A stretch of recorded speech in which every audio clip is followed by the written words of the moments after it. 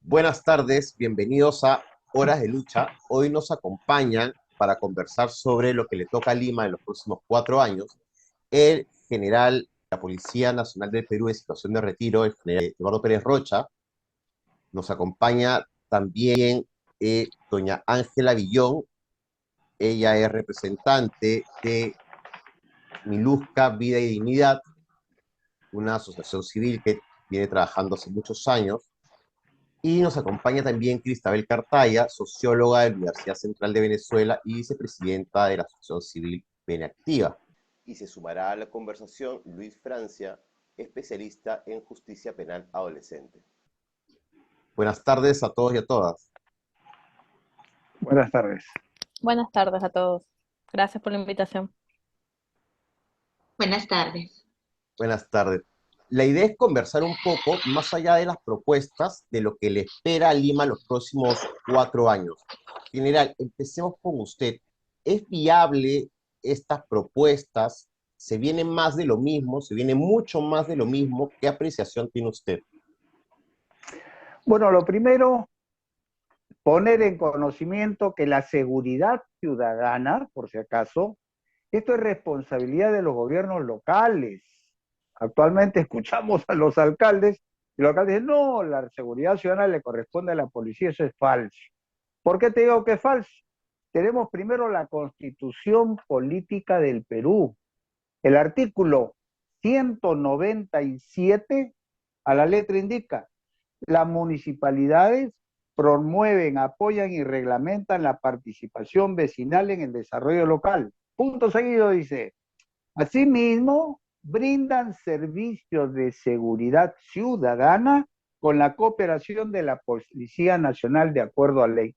Bajo esa perspectiva, tú recordarás, los alcaldes y los presidentes regionales son los que presiden los comités de seguridad ciudadana regionales, los alcaldes provinciales, que son 197 a nivel nacional, y 1.859 distritales.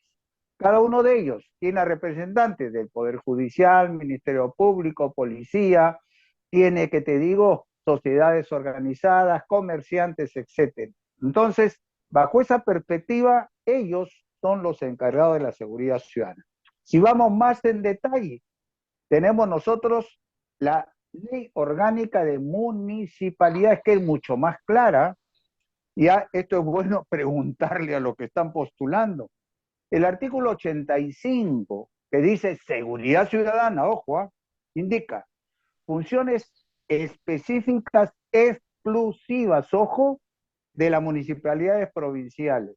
Dice, establecer un sistema, ojo, un sistema de seguridad ciudadana con participación de la sociedad civil y de la Policía Nacional y normar, dice, el establecimiento de los servicios de serenazgo, vigilancia ciudadana.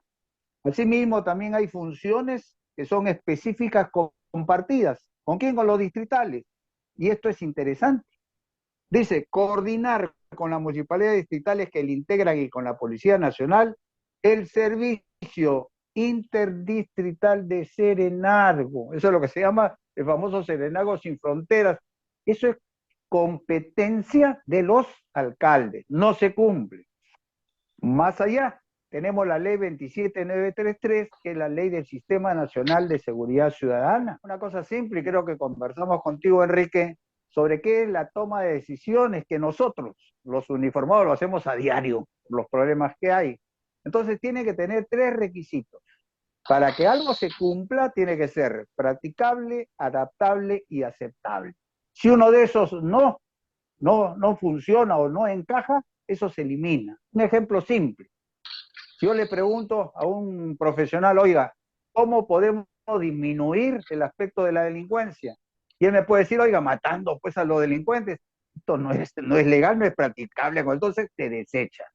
Segundo, se supone de que el presupuesto, que es con lo que se va, digamos, a hacer, lo que están ofreciendo, recién se va a llevar a cabo a partir del 1 de enero. O sea, es un presupuesto que ya va a estar aprobado que ha sido aprobado este año. Segundo, si quiero un presupuesto del Fondo Monetario Internacional, ¿qué te digo? Del Banco Mundial, primero hay que presentar el proyecto, conversar, y eso pues no no vas a conseguirlo por más que tengas un endeudamiento a largo plazo en no menos de un año o más. Lo que se está ofreciendo no es practicable. Yo escucho acá a candidatos, uno de ellos está indicando de que va a detener diariamente con contratar 1000 ternas a 200 detenidos y los va a poner presos. Yo digo, eso no es función del alcalde. El Poder Judicial, como sabemos nosotros, la investigación preliminar te dura pues mínimo 9 meses, 18 y hasta 36, o sea, es impracticable, o sea, inejecutable. Otro caso se está viendo el aspecto, y esto es bueno que se conozca, el rating. Acá un candidato está diciendo que va a rentar 10.000, ojo, 10.000 motocicletas para entregarlas a Serenazgo y a la policía. Para comenzar, y creo que acá hay profesionales del derecho, esto acá es un delito. ¿Por qué es un delito? Porque yo con dinero presupuestal de una institución no puedo entregar, digamos, cosas que he adquirido que son de propiedad, digamos, de esa entidad a otra. Entonces el municipio no puede rentar o adquirir patrulleros o motocicletas y darle a la policía. Esto está prohibido y está penado, se llama peculado de uso. Después tenemos nosotros el problema que es interesante. Todos, no solamente a nivel de acá Lima Metropolitana, sino a nivel nacional, han sacado pues esta novedad de comprar cámaras de videovigilancia con detección de rostro. Ojo, esto solamente hay en dos países, es Israel y tenemos Japón. ¿Por qué? Porque todos los ciudadanos están, digamos, dentro de una base de datos con el aspecto de su rostro, por eso es fácil detectarlos. Acá, las unidades financieras, el BCP, me acuerdo, es el primero que empezó con esto, pero porque tiene su base de datos y ahora se ha incrementado por el aspecto del iris, pero solamente determinados clientes, no todos. Entonces esto es impracticable. Se necesita un tipo de máquinas, acá los profesionales conocen, que tiene después Q2, Q3 o 4. Y eso, que te digo, no es fácil. El aspecto de comprar un software, dice, y vamos a interconectar 4.000, ojo, 4.000 cámaras de videovigilancia, de tal manera que ellos automáticamente van a reproducir, ¿para qué? Para que se traslade a los GPAs que tienen los motociclistas, de tal manera un delito, y van a ir 800 motocicletas, pensé que esto es impracticable. Segundo, cuando dice, ¿cómo van a intervenir en las motocicletas? Dice, bueno, en horas de la noche, la madrugada, falso. Mundialmente, y acá en el Perú, yo he sido director de tránsito, únicamente los policías motorizados pueden efectuar el patrullaje o intervenciones a más tardar 10 de la noche y desde las 6 de la mañana con la claridad. El resto es, digamos, un problema de riesgo. Entonces, sí, todos los ofrecieron, todos, comenzamos a tallar uno por uno, son inejecutables, impracticables y como, ¿qué te digo? Definiendo es mentiras que lamentablemente, como no hay un seguimiento, no hay un plazo, que sería interesante decir, bueno, en tal tiempo voy a hacer esto es, ¿qué te digo? Algo que yo califico como un engaño a la ciudadanía que va el día, casualmente acá el día 2, a votar y hay indecisión porque todo es impracticable, no hay nada que digamos pueda ser inmediatamente ejecutable. Interesante, general. Muchas gracias. Volvemos. Doña Ángela, ¿cómo está? Hubieron un segmento importante en el debate que se le preguntan a los candidatos respecto de regular el trabajo sexual y ambos candidatos minimizan el tema y lo ignoran y responden otra cosa. ¿Cómo considera usted esa situación? ¿Qué se avecina? Considero de una total ignorancia. Lo que pasa es que ellos no manejan ese tema, pero tampoco quieren aceptar que no lo manejan y tampoco tienen voluntad política para atenderlo, porque hay una cuestión de ideas, hay que decirlo, primitivas que tiene la sociedad sobre el trabajo sexual y tiene una cuestión moralista, judeocristiana, conservadora, misógena, sobre el tema del cuerpo de la mujer, sobre los prejuicios, la discriminación, el estigma y lo que debemos de ser las mujeres políticamente correctas, normativamente correctas, perdón. Entonces, al nosotras romper con este esquema, nos volvemos las mujeres malas, osadas, y que perdemos derecho y no tenemos consideración. Y que por lo tanto hay una especie de feminicidio, porque nos están matando. Y eso es real. Y ya se está naturalizando el hecho de que nos maten y nadie haga nada. Y ojo, que es un problema también que tiene que ver mucho con la corrupción, porque estamos hablando de mafias organizadas que están encristadas también en las instituciones policiales, en las municipalidades, los operarios de justicia, y que están teniendo ganancias junto con las mafias extranjeras que se han instalado. Entonces no hay ningún tipo de voluntad para desactivar esto. Es más, me da indignación la forma como operan los ternas que se están prestando para hacer intervenciones, buscan a las trabajadoras sexuales, las intervienen para meterlas presa con la única finalidad de extorsionarlas y violarlas. Entonces, estamos hablando que tanto la municipalidad como la policía han hecho espíritu de cuerpo para hacer ese tipo de intervenciones y después sacan unas notitas muy bonitas que lo publican en el Facebook y en el Twitter como que están trabajando, exterminando la trata y la prostitución, cuando en realidad lo que están haciendo es figuretismo, no están haciendo absolutamente ningún tipo de estrategia como para poder reducir la criminalidad.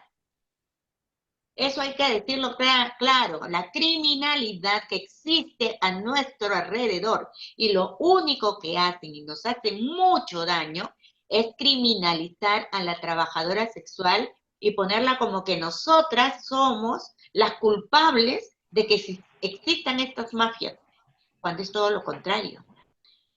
Entonces yo veo acá que lo único que han hecho históricamente en las campañas electorales es utilizar la prostitución como un caballito de batalla para ganar votos. Pero en este caso, como se ha desbordado el tema de la trata y de la extorsión y de las mafias, que no solamente existen acá en el Perú, de que por sí históricamente ya estaban, también han venido las mafias extranjeras, esto ha desbordado y la verdad que no tienen idea cómo manejarlo.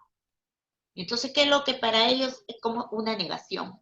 Lo ignoran, no existen, pero esto va a seguir y va a continuar. Y sí, hay estrategias, hay formas, pero que llamen a las expertas, porque para eso estamos nosotros. Nosotros tenemos las propuestas, hagamos mesas de trabajo. Quien salga elegido, empecemos a trabajar y hagámoslo por el bien de todos, de la comunidad en general. Estamos sufriendo los adebacles de este desborde, porque ya se están viendo que inclusive tenemos ciudadanos de a pie, vecinos, que obviamente están expresando su malestar y es válido porque también se están dando estas reyertas, estas bandas que pelean entre sí con disparos al aire y ya han habido heridos y están muertos. Y también asesinatos, aquellos que se han quejado el desborde de la prostitución en las calles y han venido los mafiosos y le han tirado balas, como tenemos el caso del compañero, el vecino, perdón, que murió en Natividad. Ahora, no hay una sola esquina en Lima, en todo Lima, no hay una sola esquina donde una trabajadora se pueda parar a trabajar sin que le cobren cupos. Y eso lo sabe la policía, lo sabe el municipio y participan de eso. Y eso hay que decirlo. Entonces, yo creo que acá hay una ignorancia total, hay una falta de voluntad y también hay miedo a la reacción que puedan tener los votantes, como lo que pasó en el caso de Susana Villarán cuando quiso instalar la mesa de trabajo de trabajo sexual y toda la prensa se le vino encima y al final quedó en nada. Para este tema, dado la coyuntura y el peso que tiene moralista, se necesita un alcalde o una alcaldesa con cojones para que pueda implementar políticas enmarcadas en derechos humanos y que puedan reducir la criminalidad de las calles en el entorno del trabajo sexual. Se entremezclan varias cosas, ¿no? Ignorancia, miedo, seguramente también mucha conveniencia captada por la corrupción.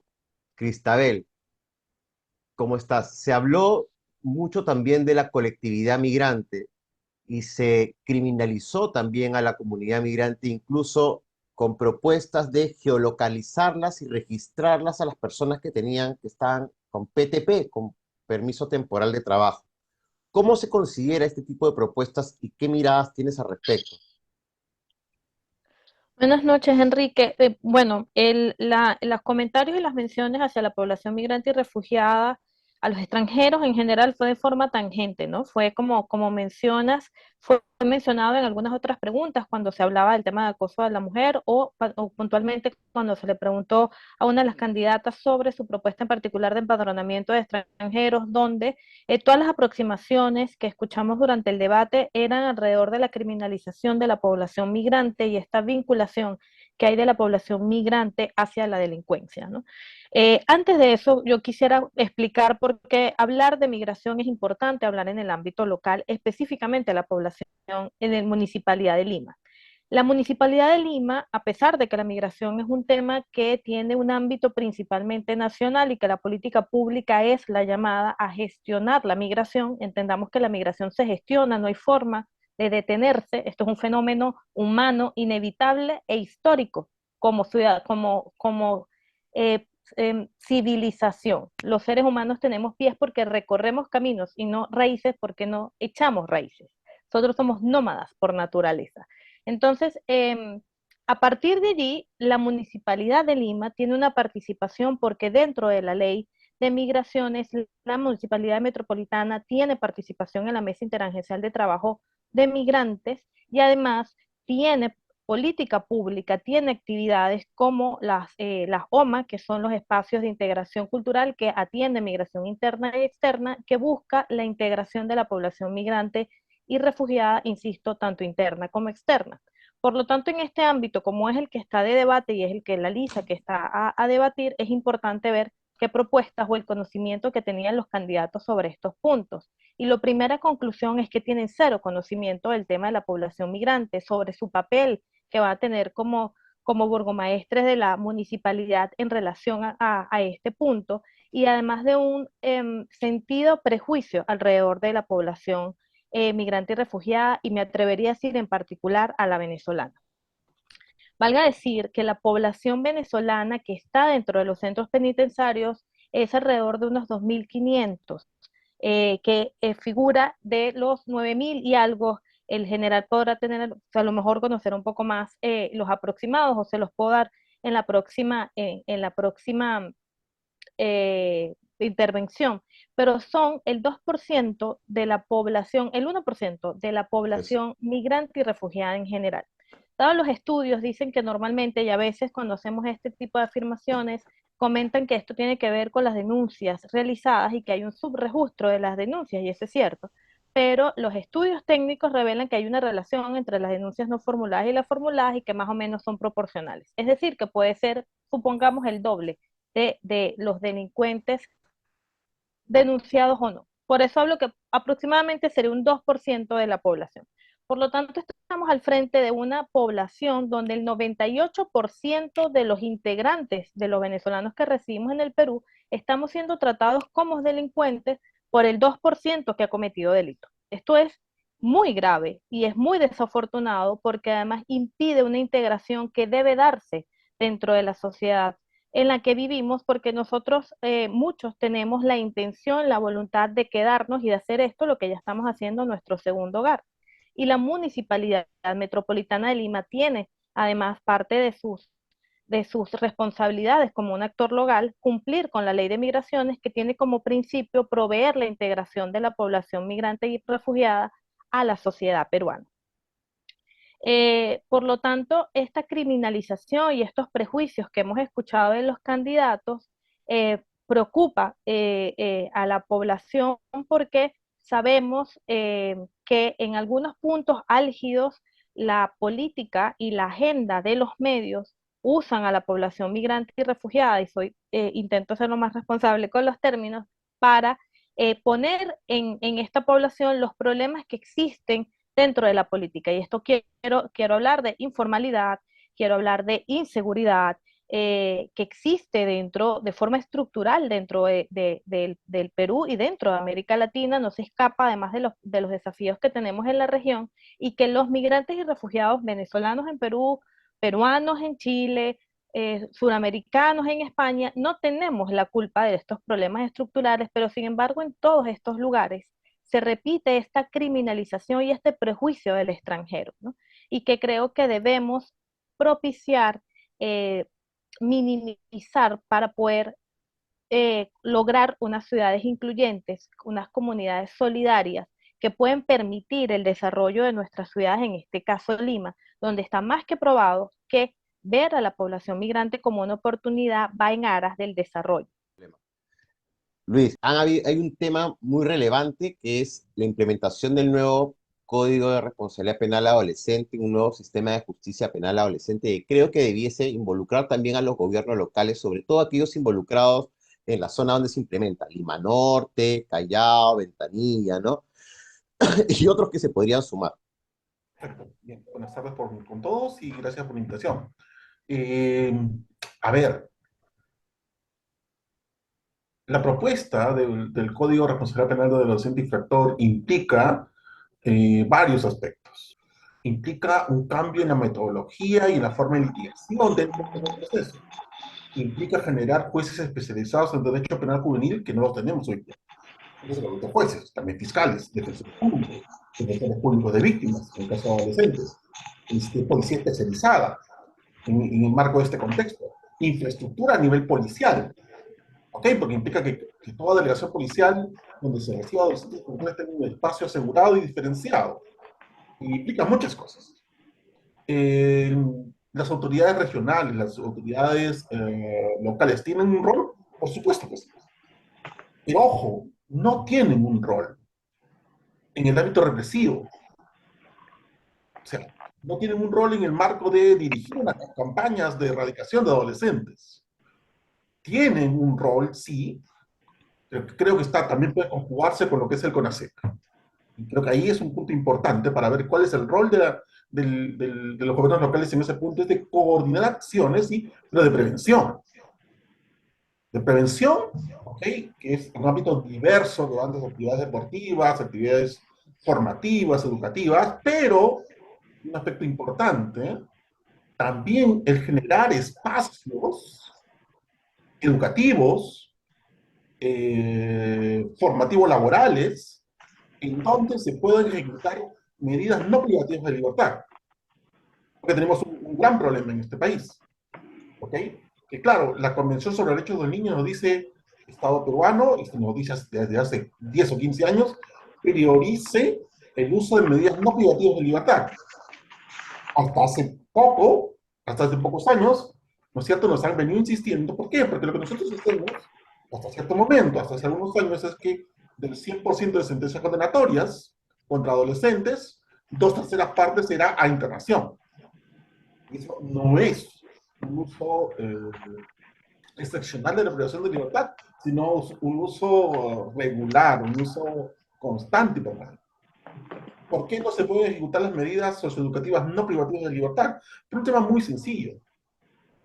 Porque no existen, dentro de los ámbitos locales, municipales, espacios donde el adolescente pueda acudir entonces a instancias educativas, laborales formativas, incluso de asistencia psicológica e incluso médica que pueda ayudar a esta persona, adolescente, que ha cometido, sí, efectivamente, una infracción, a reincorporarse adecuadamente. Perdón que te corte, Luis, pero ocurre lo mismo con los adultos, ¿verdad? En medio libre. Exacto. Pero con un aspecto tal vez diferente, por así decirlo. Es la magnitud. O sea, estamos hablando de 90 y tantos mil. O sea, logramos bajar 10.000 internos durante la época de pandemia, ¿no es cierto? De 90 y tantos mil bajamos a 88.000, 89.000.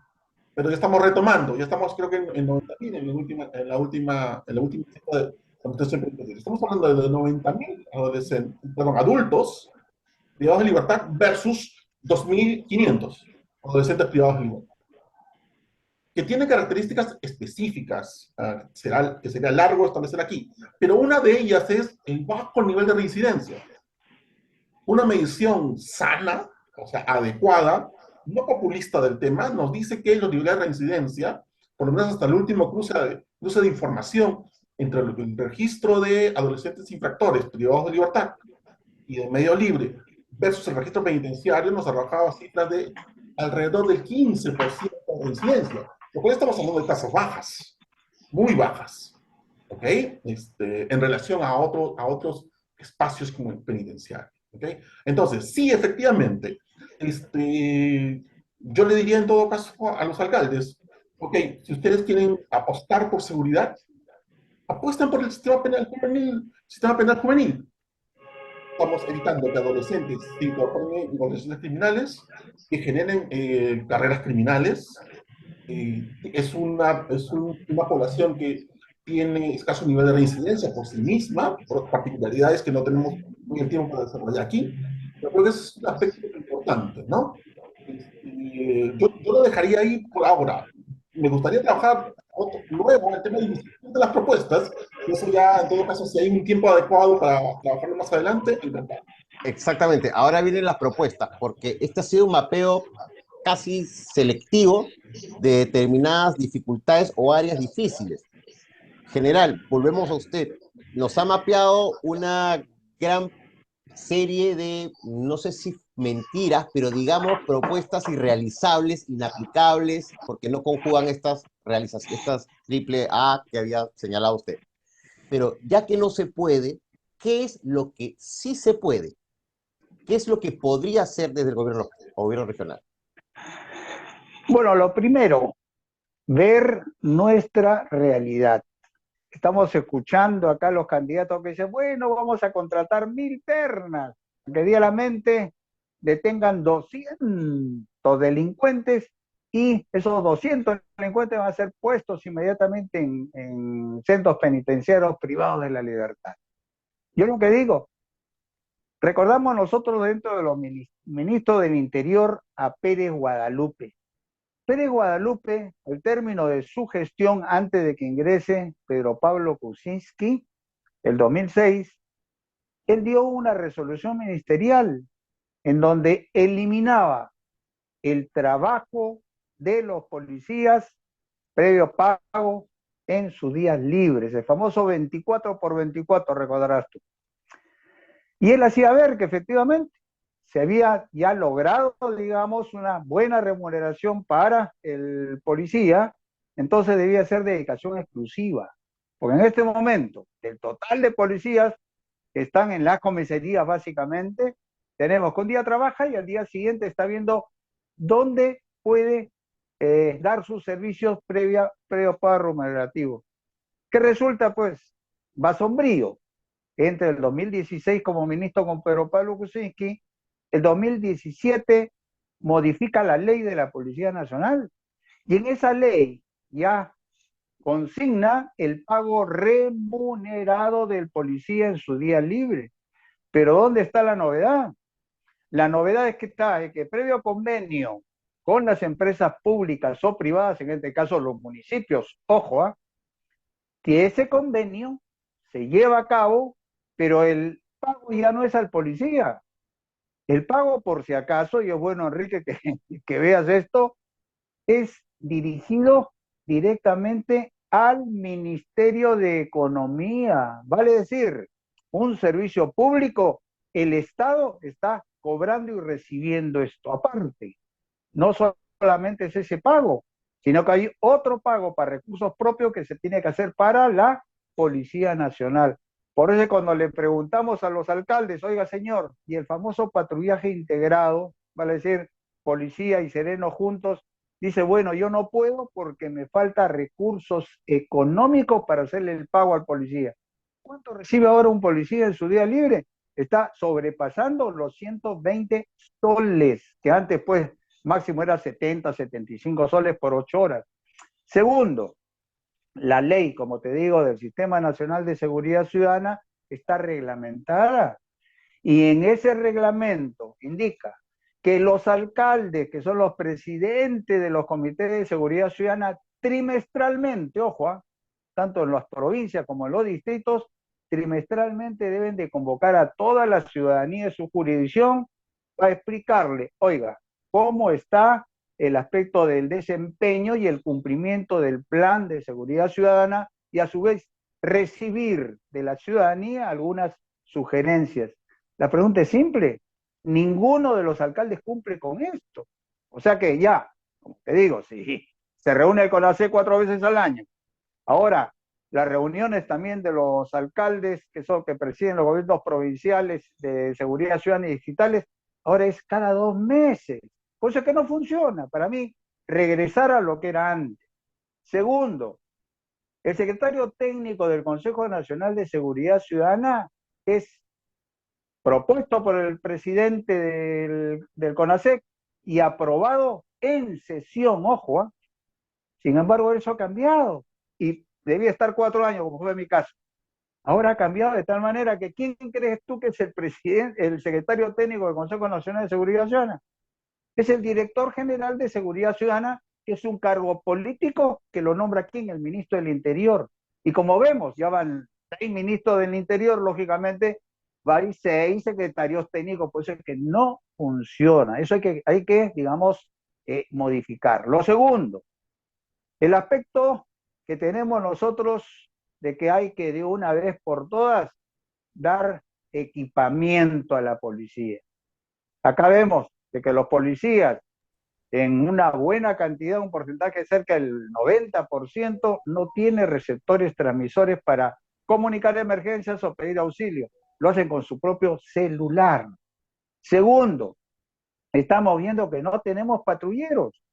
De lo que compró Humala, el 70% está inoperativo y recuperable, y lo que sucedió el año 2019, en octubre, ojo, cuando estaba, ¿te acuerdas tú, Vizcarra y Morán de ministro? Viene el famoso rating de vehículos por emergencia. Entonces, sin necesidad de que exista un concurso público, se lo dan a Ibárcel. ¿Cuánto es lo que han invertido para rentar, alquilar 700 vehículos, 500 patrulleros, que no son patrulleros, sino vehículos comerciales Nissan Sentra, que le han puesto circulina y sirena, punto, y 200 camionetas? Si lo hubiera, eso ha costado, por si acaso, a 43,5 millones de dólares, son 140 millones de dólares.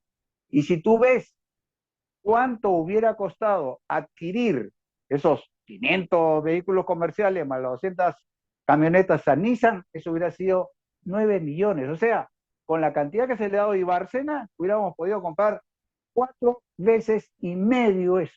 Y en el mundo, es bueno que conozcamos, en el mundo solamente hay rating de vehículos, en este caso en el Perú. Después a nivel mundial no, todos compran. Y hay un candidato que dice, he averiguado si hay patrulleros, si no hay patrulleros, pues voy a alquilar, ojo, también habla de renting. 10.000 motocicletas y la voy a dar a la policía. Eso es falso. Entonces, lo interesante es que vean la realidad y sobre todo, y vuelvo a repetir, para tomar una decisión o ofrecer algo, los 3 requisitos, adaptable, practicable, cierto, no reúnen las 3 condiciones. Oye, yo estoy mintiendo, estoy engañando. Y lamentablemente ya hemos escuchado acá al primer ministro Aníbal Torres decir que existe insuficiente cantidad de personal policial para el patrullaje, ¿cierto?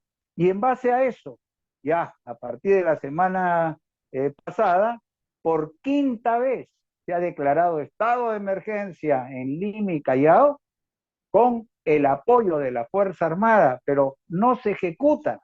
¿Por qué no se ejecuta? No es que la Fuerza Armada está de huelga. Lo que pasa es que mientras no exista lo que se llama en el aspecto operativo el plan de operaciones, qué van a hacer y qué personal y qué medios, acá no se sabe en qué distrito va a haber el personal militar y los vehículos militares para que patrullen Lima y Callao. Y lo último me parece que es interesante. Nosotros tenemos que lograr que de una vez por todas exista celeridad en el proceso de justicia. Tenemos la policía que previene, con los pocos medios que tiene y recursos. Tenemos el Ministerio Público, que es el titular de la acción penal. Pero de acuerdo al nuevo Código Procesal Penal, la investigación preliminar, ojo, preliminar, o sea, sin denuncia, dura 9, 18 y hasta 36 meses. Por eso es que no se denuncia. Segundo, el Poder Judicial, que también demora para sancionar. Estaba escuchando ahí la exposición sobre el aspecto, digamos, de los dispositivos para niños y adolescentes. Algo interesante, en el año 2015, ojo, 2015, a la fecha ya tiene 6 años y se va por 7, se modifica en el Código Penal, en homicidio, el famoso sicariato. ¿Por qué?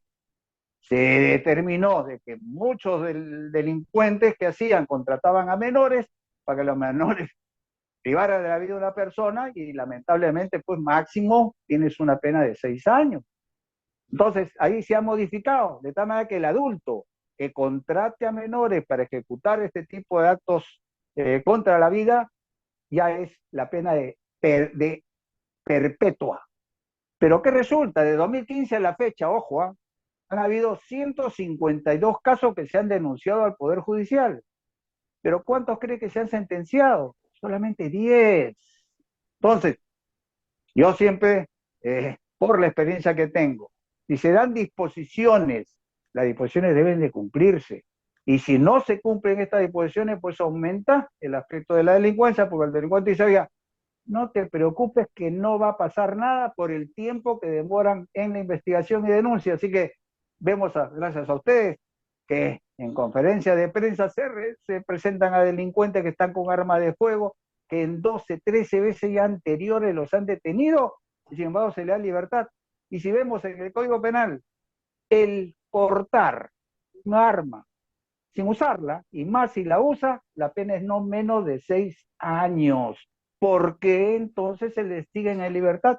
Esas cosas hay que cambiar y ojalá tengamos la suerte de que los que son elegidos coordinen a nivel, que te digo, superior de justicia para que esto cambie. Muchas gracias, general.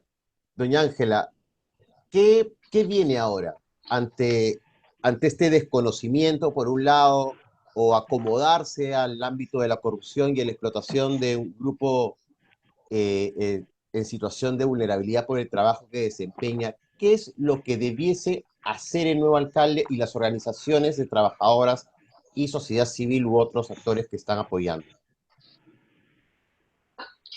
Mira, lo que se tendría que hacer en principio es conformar mesas de trabajo. Nosotras hemos intentado, durante la gestión de la ex ministra Diana Minoslavich, implementar la mesa con una normativa, justamente un decreto ministerial, así se llama, para poder instalar una mesa. 24 horas de la instalación salió la ministra. Esperemos que la nueva ministra de la Mujer pueda retomar el tema, porque es una cuestión urgente.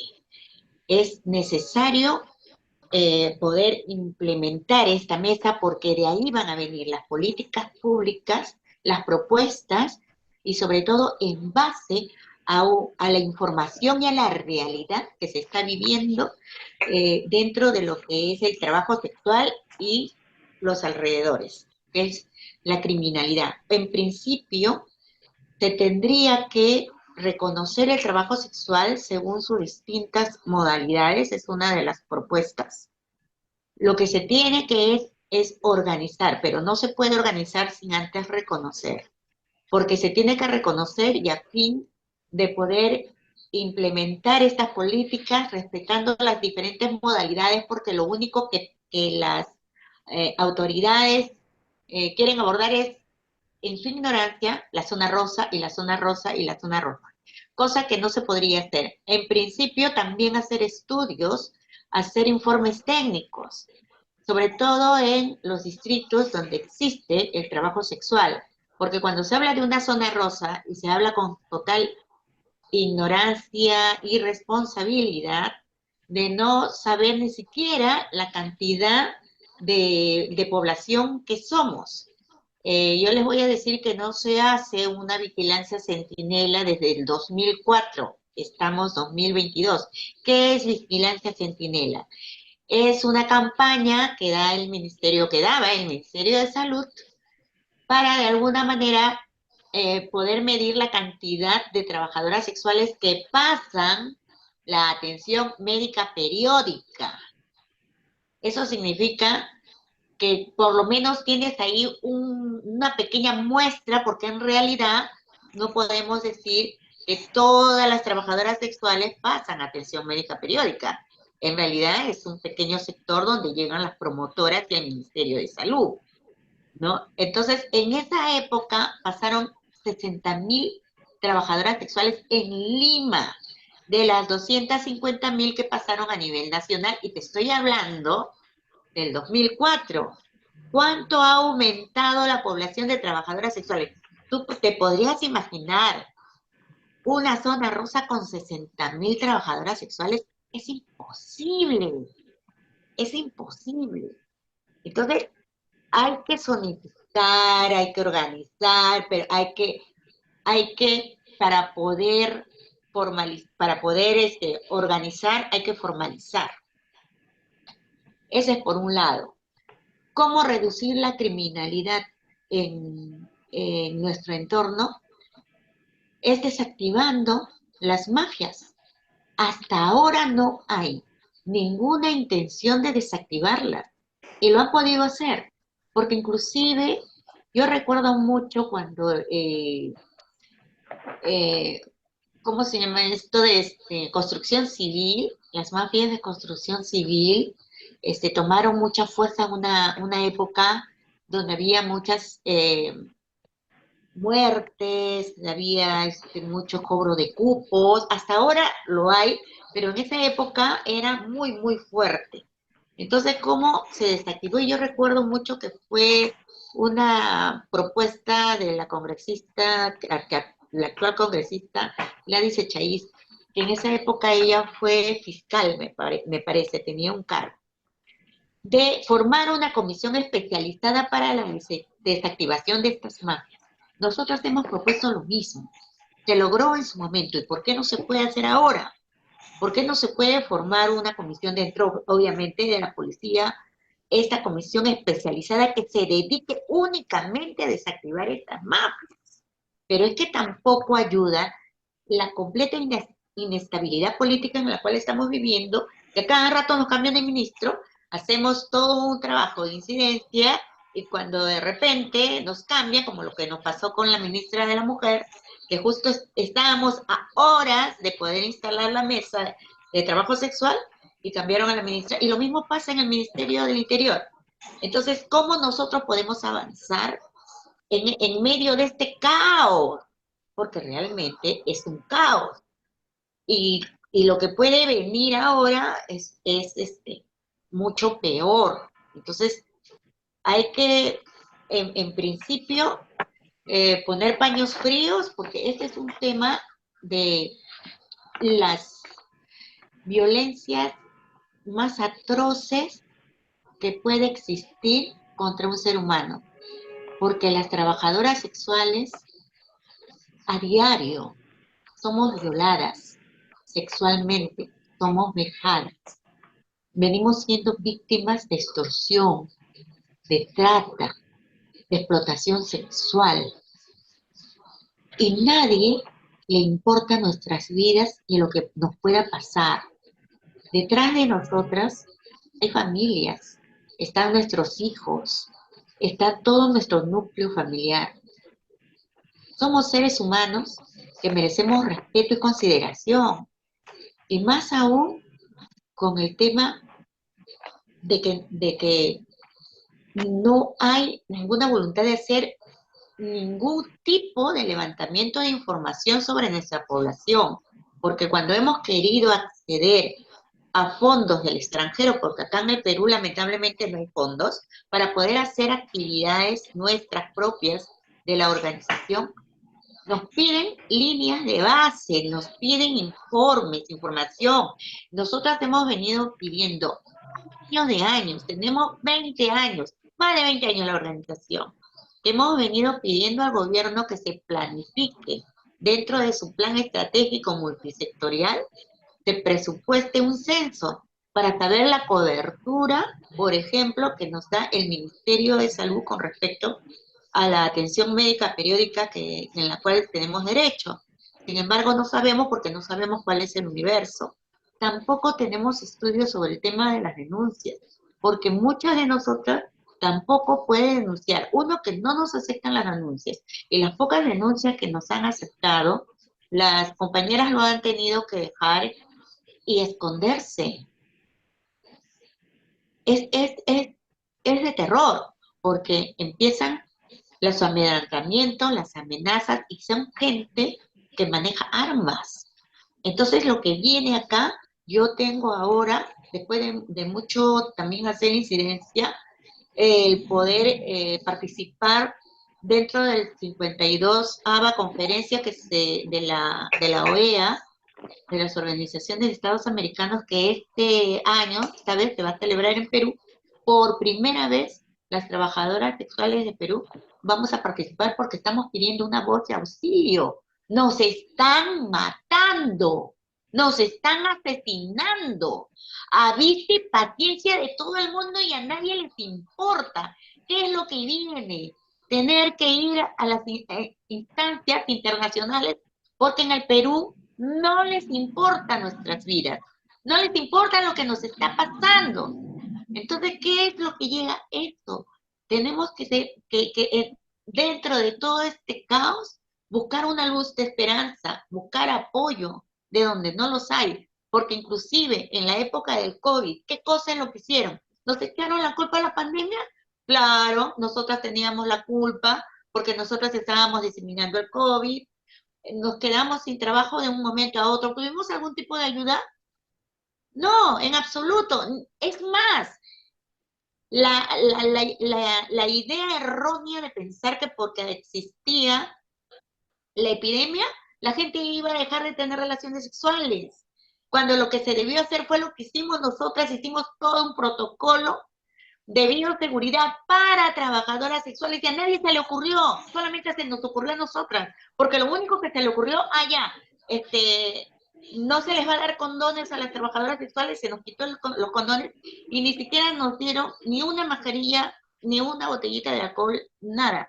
Todos nosotros lo tuvimos que conseguir a instituciones del extranjero. A ese nivel estamos, y siempre con la criminalidad, aún sabiendo que en el Perú el trabajo sexual no es delito hasta ahora.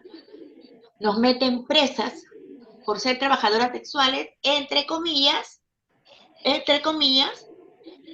para poder llevarnos presas. Nos dicen que nosotras somos las agraviadas y somos las víctimas en un supuesto intervención para evidenciar trata de personas o de explotación sexual, cuando les voy a decir que el 99.9% de las intervenciones que nosotros hacemos seguimiento, porque las compañeras cada vez que hay una intervención nos llaman, es para el chantaje, la extorsión y la violación sexual. Acaban de meter presa a una compañera y le sacaron 1.500 soles. La asustaron y le dijeron que le iban a meter presa. ¿Por qué? Porque hubo una terna que se prestó y le preguntó que cómo era amiga, si su amiga. O sea, para eso sirven las ternas, para eso sí se prestan las ternas. ¿Para qué? Para decir, sí, amiga, que cómo es, que fíjate, que oriéntame, que yo quiero trabajar y quiero, cuánto me va a cobrar el hotel, cuánto es lo que debo de cobrar yo, y la chica, pues, inocentemente le dan la información y después la acusa de que esta compañera le está induciendo a la prostitución. Y entonces la insultaron de tal manera que la chica le tuvo que pagar 1.500 soles para salir. Ahora ella salió, pero ella, ¿qué hizo? Como llamó a la organización llamó a una abogada que le hizo un habeas corpus. El juez ya contestó el habeas corpus y dentro de 2 días vamos a tener una reunión virtual en el Poder Judicial donde la compañera ha dicho que no se va a presentar porque ya la llamaron y ya la amenazaron y ya le dijeron que ella no se puede presentar, que no debe presentarse y que se desaparezca. Entonces, sin la víctima, obviamente esto se va a caer, porque para eso esta es la forma como se manejan las cosas. Y es por eso que nosotras no podemos confiar en nadie, no podemos confiar en la policía, no podemos confiar en operadores de justicia. Entonces, lo único que nos queda y que viene son instancias internacionales. Cristabel, ¿qué se viene en términos de luchas desde los colectivos de migrantes, dadas las posturas existentes y propuestas? De cámara a las propuestas en el ámbito local, quisiera un poco además de comentar qué es lo que ha hecho hasta ahora la alcaldía, la Municipalidad Metropolitana de Lima en la materia, ¿no? Desde la Gerencia de Participación Vecinal, la Municipalidad Metropolitana de Lima ha hecho algunos proyectos en relación a la población migrante y refugiada. Como decía en la intervención anterior, ha activado unos espacios comunitarios llamados OMA, donde allí ha habido promotores de la población migrante y refugiada venezolana para la atención y la integración de población migrante y refugiada. También ha habido población transgénero, población de violencia, en fin, algunas otras poblaciones en situación de vulnerabilidad, ¿no? También desde este espacio se ha articulado con las organizaciones civiles, donde por ejemplo Benectiva, CEDRO, Unión Venezolana, etcétera, para la legalización de organizaciones, de la cual destaca el Consejo Nacional de Residentes a nivel distrital, donde se legalizó 5 con un proyecto del PNUD y a la cual la Municipalidad de Lima recibió premios por la implementación de este proyecto, y también ha incluido a la población migrante y refugiada en algunas actividades de generación de medios de vida como emprendimientos o aumentar los índices de empleabilidad con una feria que se llamaba Lima Inclusiva, ¿no? Un poco para saber de dónde partimos en el ámbito local en materia migratoria en este particular. ¿Qué podemos hacer de aquí en adelante? Es mantener todas las actividades que tienen enfoque migratorio, pero ir un poco más. La Municipalidad Metropolitana de Lima no tiene una gerencia de área migratoria, y como decía en la intervención anterior, ellos tienen participación dentro de la Mesa Interagencial de Gestión Migratoria, que es parte de la Ley de Migraciones, mesa de articulación gubernamental de la gestión migratoria, y ellos pueden tener una participación mucho más profunda si existiera una gerencia que lleve única y particularmente la temática migratoria, entendiendo que Lima habita el 80% de la población migratoria y residente, por lo menos venezolana, ¿no? Estamos hablando de un estimado de 800.000 personas. Un poco más, un millón. Mentira, 1.000.000 en la versión más actual. Estamos hablando del 10% casi de la población de Lima en este momento. También que fortalezcan las agentes de articulación al interno de la municipalidad, que haga posible de que se articule con enfoque migratorio algunas políticas, algunas acciones, ordenanzas que se hacen desde la municipalidad, que se haga además un reglamento, ordenanzas sobre la trata de personas y tráfico ilícito de migrantes que se esté dando en Lima. Sabemos que los números en este delito por nacionalidad extranjera está aumentando. Sin embargo, tenemos dificultades en la cuantificación por nacionalidad en este delito, y también que hay dificultades en ámbito local, la denuncia en casos de explotación laboral o en casos de violencia basada en género, por desconocimiento, por, como hablaba anteriormente, por temas de prejuicios, por desinformación en temas de documentación, etcétera, ¿no?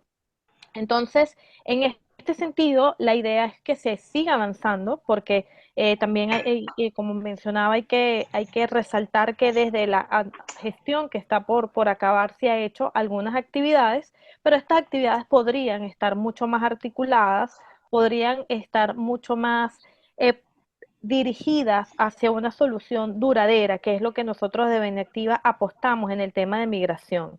La población migratoria que está residiendo en el Perú, como mencionaba antes, va a vivir aquí, estamos viviendo aquí, y la política migratoria perentoria como PTP o CPP solo son soluciones a corto plazo, donde estamos sujetos al decreto y no a la voluntad de renovación de forma regular, ordenada y segura, como dicta el Pacto por la Migración para la integración de la población migrante y refugiada.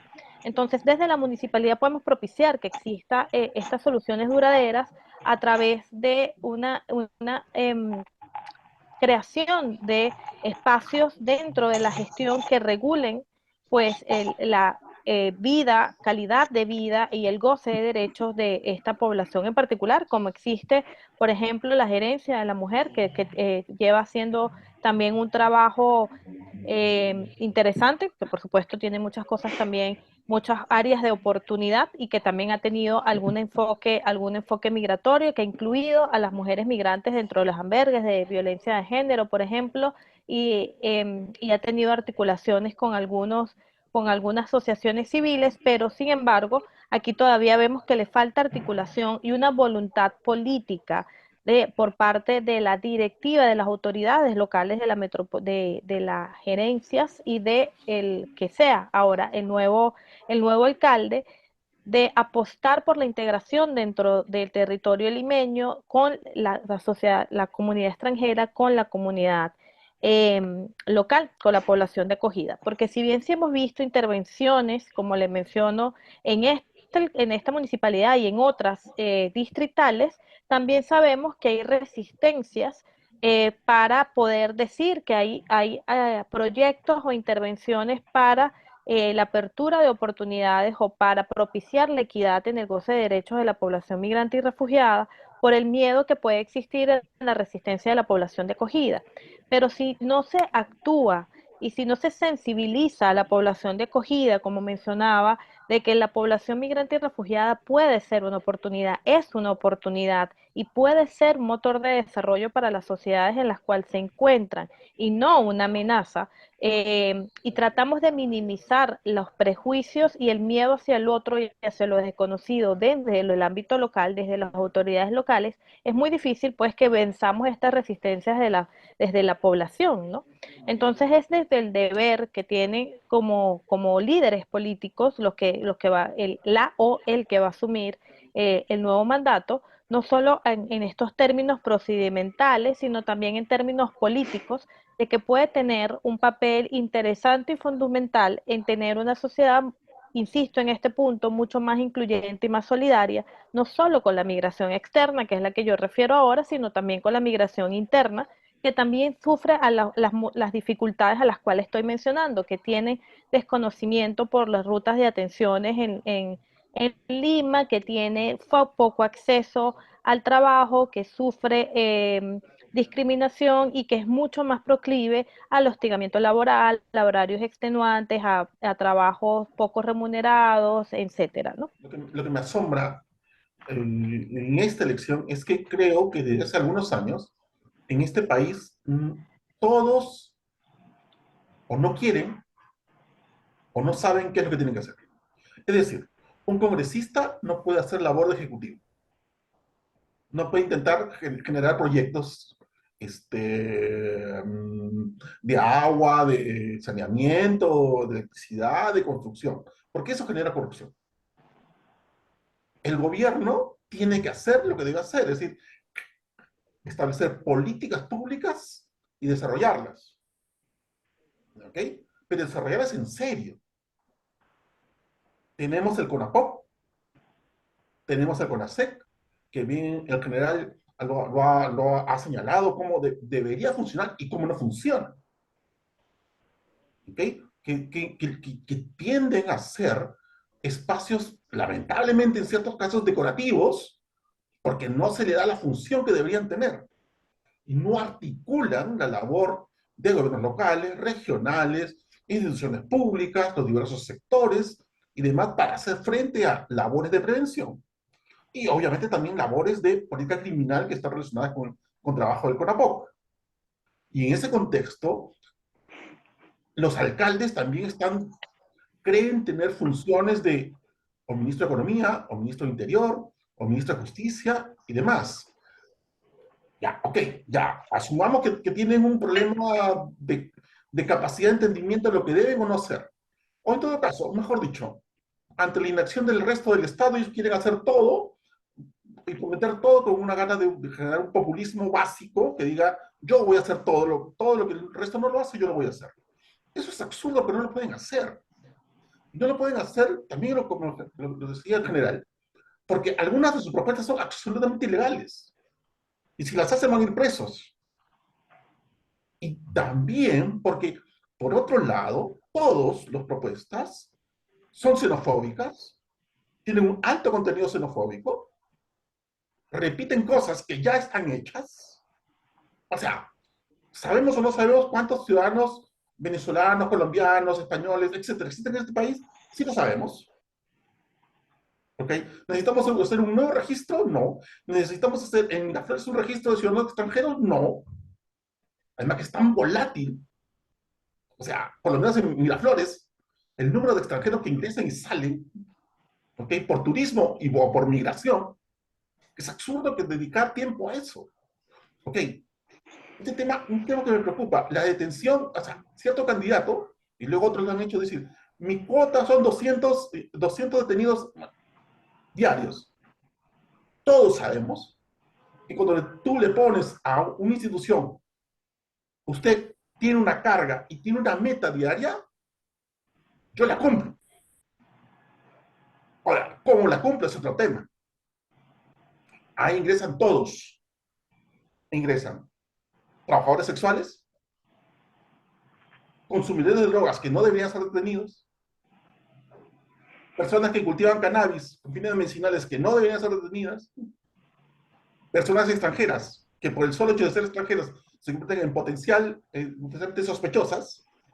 ¿Ok? Entonces yo necesito llenar 200, mi cupo de 200. Ok, lo lleno, como sea. Eso recarga la administración de justicia porque, ok, supongamos que no tienen mérito, pero igual, son denuncias que dan a la fiscalía. El fiscal por lo menos va a tener que analizar. ¿Ok? Y entonces va a tener que dedicar cierto tiempo a casos que no merecen la pena, porque no son delitos. ¿Ok? Cuando, y por otro lado, ahí esto se vincula, sí, y en eso sí doy toda la razón, a temas de que el uso adecuado del Código Procesal Penal para lo que son los procesos inmediatos. Es decir, cuando tengamos situaciones de flagrancia, de estricta flagrancia, necesitamos los 19 meses, 18 meses, 36 meses, etcétera, etcétera, etcétera, para realizar una investigación. No, acudamos al proceso inmediato. Lo tenemos, pero no lo usamos. Eso puede ayudar a bajar la carga judicial. El otro problema, geolocalización. ¿No es cierto? Y dicen, geolocalización se utiliza para todo. Momento. La norma sobre geolocalización, la inicial por lo menos, la vinculaba a hechos de criminalidad organizada. Hay una norma posterior que lo amplía a ciertos delitos, pero ojo, a ciertos delitos específicos y concretos. Hoy día, por ejemplo, y es porque un trabajo que estamos realizando, personas desaparecidas. La policía quiere usar la geolocalización para ubicarla. ¿Puede hacerlo? Si la norma me dice que solo tiene que ser situaciones vinculadas a delitos concretos, no lo puedo hacer. Sería necesario que la norma se modificara para que en todos los casos de personas desaparecidas, lo primero que puede utilizar la policía es la geolocalización, por supuesto que sí. Pero eso implica cambio normativo. Yo no puedo decir alegremente voy a geolocalizar a todo el mundo. Para comenzar, seguramente no va a tener la capacidad operativa para poder hacerlo. ¿Ok? La absurda y necia propuesta de no me importa lo que al choro le pase, ¿no es cierto? A mí me preocupa la víctima. Punto uno, si tú tienes una carga o una meta de 200, lo que va a suceder en ciertos casos es que vas a tener a personas con proceso pendiente, presos sin condena, en mayor número dentro de las cárceles. Segundo, que si hacinas más las cárceles, lo que vas a tener son establecimientos que van a convertirse en bombas de tiempo de inseguridad. Es absurdo pensar, ¿cierto? Y parece que los políticos piensan eso, que encerrando a una persona se acabó el problema. El problema no se acaba ahí. Ahí comienza una labor del Estado para poder resocializar. Si el Estado pierde esa oportunidad, lo que está generando es potencial criminalidad, en muchos casos de mayor nivel de violencia, ¿no es cierto? Da aspectos mucho más críticos, y luego preocupaciones como, uy, ¿cómo hago que Antauro Humala, por ejemplo, se quede el año y 2 meses o 3 meses más que podría estar? Son situaciones, vuelvo a repetir, en donde no es un problema solo de los alcaldes, creo que es un problema de todo el Estado. Las instituciones, los sectores no hacen lo que deben hacer. Y lo que nos queda a los ciudadanos es intentar ubicar a las propuestas que estén dentro de los marcos legales que sí se puede hacer. Porque si no, también lo que estamos haciendo es promoviendo esto, promoviendo el populismo, promoviendo perseguir extranjeros, promoviendo perseguir trabajadores sexuales, promoviendo metas que nunca van a cumplirse, y estamos incentivando el populismo. Uno de los problemas, creo, en este país es que premiamos el populismo. Y si esto no cambia, lo que estamos destinados es a tener un Estado donde nadie cumpla sus funciones, en donde los niveles de corrupción se incrementen, ¿ok? Y en donde finalmente la capacidad del Estado de generar políticas públicas serias y ponerlas en marcha se vea seriamente afectada, ¿no? Y yo creo que el tema municipal es solo un ejemplo de una estructura mucho más amplia del Estado que, vuelvo a repetir, o no sabe qué hacer, o no quiere hacerla, o está más interesado en generar supuestos de corrupción y en lugar de cumplir sus funciones. Gracias, Luis. Eh, Cristabel, antes que te retires, por favor, tus palabras finales. Sé que estás extendiendo tu tiempo porque tienes unas cosas, unas claves importantes que realizar. Te agradecemos muchísimo. Un minuto para tu cierre, por favor, tus palabras finales que las agradecería. Sí, disculpen que me tengo que retirar porque tengo una clase. Em, Como cierre de la intervención de análisis del debate, me queda con el sinsabor de que la población migratoria y refugiada, al ser el 10% de la población que reside dentro de Lima, haya sido un tema no tocado, no consultado dentro de las preguntas del debate y que haya sido mencionado solo en términos de criminalización y estereotipado. Me queda la preocupación de qué va a pasar con la población migrante y refugiada que vivimos en Lima por el desconocimiento mostrado por los candidatos sobre la gestión que se ha tenido desde la Municipalidad Metropolitana en esta materia, sobre el papel que está llamado a hacer es la municipalidad legalmente sobre la materia, sobre la participación que tiene en la mesa interagencial y sobre el potencial que puede tener además quien lidere la municipalidad para lograr que tengamos una sociedad mucho más incluyente que propicie el desarrollo sostenible que buscamos en Lima, en Perú y en toda América Latina.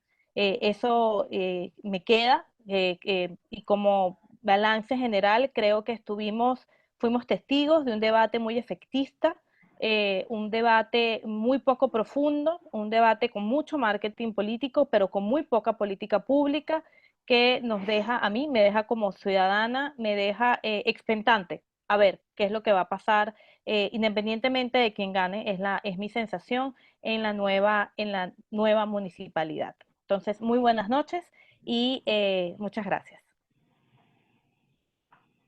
Gracias a ti, Cristabel. Muchas gracias. Hasta luego.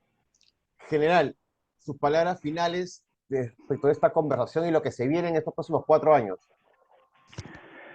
Mira, como Breve. conclusión, las propuestas de los candidatos a los gobiernos locales, provinciales y distritales, inejecutables por desconocimiento. Y quiero rescatar dentro de los paneles. Acá hemos tenido a Ángela, que ve el aspecto, lógicamente, de las trabajadoras sexuales. Cristaber, que es el problema de inmigrantes. Y Lucho, que ve el aspecto, sobre todo, de niños y adolescentes. Pero él ha dicho algo interesante que lamentablemente no se conoce. Él ha hablado del CONAPOT. ¿Qué es el CONAPOT? Consejo Nacional de Política Criminal, que se publica el año 2012, justo yo saliendo del CONASEC, incluso dentro del CONAPOP, ¿lo está integrando quién? Presidente del Poder Judicial, fiscal de la Nación, ministro del Interior, está jefe del INPE, está director general de la Policía Nacional y también lo integra el secretario general del CONASEP. Ojo, ¿y qué dice la política criminal? Que tiene que establecer dispositivos legales, ojo, legales para solucionar el problema delincuencial. Pregunta simple, ¿esto se está ejecutando? Tiene también un secretario general CONAPOT y lamentablemente lo que hemos visto, trabajadoras sexuales, migrantes y problemas que te digo de adolescentes y niños, no hay que plantearlos a los municipios que no tienen facultad, pero sí el CONAPOT, porque tiene que establecer la política pública de criminalidad. Y ojalá todos los ciudadanos puedan leer este dispositivo, oye, y vayan a ese lugar que no se está, digamos, poniendo en ejecución, siendo tan importante su labor. Gracias. Muchas gracias, general. Doña Ángela, sus palabras finales. Bueno, para decirles que esperemos que el próximo gobierno municipal pueda haber un diálogo, pueda haber una voluntad, la verdad lo dudo, pero lo que nunca vamos a perder es la esperanza y que no sea más de lo mismo, que nos sigan criminalizando o saquen normativas que nos multen o que nos impidan nuestro libre tránsito, que va en contra de la Constitución y que lo único que hacen es aumentar lo que nosotras llamamos la putofobia, que es el odio hacia nosotras, ¿no? Y que podamos ver un poco de luz y tranquilidad, ¿no? Porque si bien es cierto, sí, pues los municipios están a cargo de la seguridad ciudadana, pero nosotras no tenemos acceso a la seguridad ciudadana, porque quien se supone que está a cargo de la seguridad ciudadana es nuestro principal violentador, y en algún momento eso tendrá que acabar. Esperemos que podamos tener un acercamiento en algún momento y podamos empezar a trabajar políticas claras, reales, y que tengan estrategias que puedan darse y reducir la violencia contra nosotras. Gracias. Gracias, doña Ángela. Luis, tus palabras finales. Creo que al final hay un nivel de esperanza que quien quiera que sea electo tenga la inteligencia de puede haber prometido todo lo que no puede cumplir cuando esté en el cargo, eh, y entienda cuál es su labor, puede realizar una mejor función, ¿no? Es claro que todos los planes de gobierno están absolutamente, por lo menos en el tema de seguridad ciudadana, desubicados, con falta de una claridad de funciones. Evidentemente, cuando el alcalde de Lima o de los distritos llegue al cargo, se va a dar cuenta que no tiene ni el dinero ni la capacidad legal para hacer lo que pensaba hacer. Que en ese contexto de realidad, ¿cierto? Frente al cual el conjunto de promesas que se le ha establecido los ciudadanos van a reclamar algún grado de efectividad o eficacia frente a ello, lo lleve a plantearse que hay caminos, que hay niveles de participación que tiene el municipio, ¿ok? En relación a la seguridad ciudadana, pero esto implica pautas acotadas, ¿ok? Y que deben ser coordinadas, ¿ok? Con el resto del sector público. Y debe coordinar con la sociedad civil, ¿ok? Esa tal vez sea la esperanza de que esto pueda funcionar adecuadamente. Porque una cosa es que los planes de seguridad ciudadana, las propuestas de seguridad ciudadana sean inviables tal cual están planteadas, pero otra absolutamente distinta es que sí, efectivamente, para los ciudadanos en nuestro país, la seguridad ciudadana, conjuntamente con la crisis económica y conjuntamente con la corrupción, son los principales problemas. Eso es cierto. Creo que los ciudadanos merecemos, de parte de nuestras autoridades, un trabajo serio y adecuado frente a ello.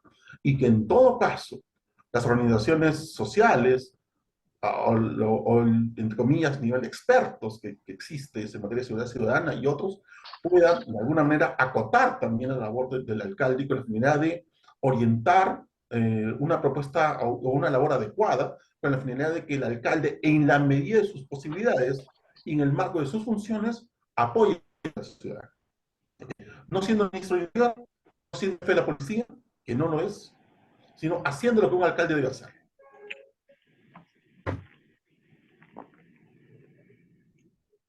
Gracias. Gracias. Me queda claro que espacios como estos de retroalimentación y de organización son claves para lo que se viene. Les agradezco a cada uno de ustedes por su tiempo y su respuesta. General, doña Ángela, Luis, muchas gracias. Cristabel, gracias. Nos vemos en una próxima oportunidad. Nos vemos. Hasta luego. Bien, chao, Bye bye. Enrique.